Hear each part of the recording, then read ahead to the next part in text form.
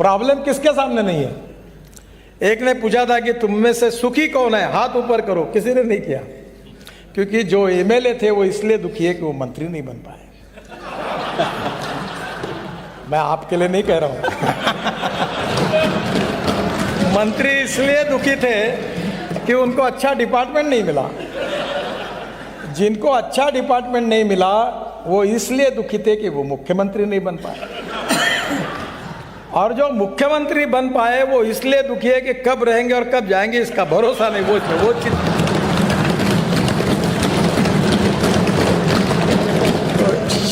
शरद जोशी करके हास्य व्यंग्य कवि थे, बहुत सुंदर कवि थे, शायद आप जानते होंगे। मैं उनका बहुत प्रशंसक रहा हूँ, लेखक थे भोपाल के।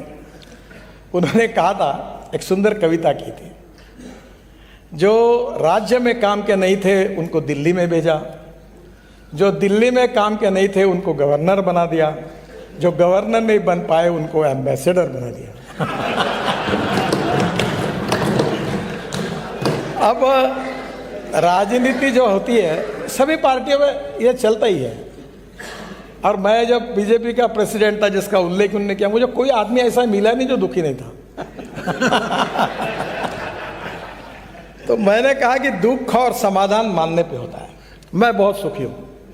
तो मुझे एक पत्रकार ने पूछा कि यार तुम रोज रात को, मैं खाने का शौकीन हूँ, कभी ये खाता हूँ, कभी मैं अभी आजकल खुद शेफ का काम सीखता हूँ, कभी अलग अलग मेरे शौक है, सोशल वर्क करता हूँ, काफ़ी मैं अपने हिसाब से काम करते रहता हूँ। तो बोले आप बहुत खुश हो, आपको कोई दुख नहीं है, कोई दर्द नहीं है।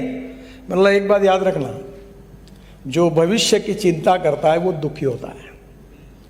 जो मिला अपनी औकात और हैसियत से मुझे बहुत ज़्यादा मिला है, इसके ऊपर खुशी जताता है, वो समाधान पाता है। तो आप जिस पर है उसमें खुश रहो और वनडे क्रिकेट जैसे खेलते रहो। आओ क्रॉस बैट मारी तो भी चल जाएगा।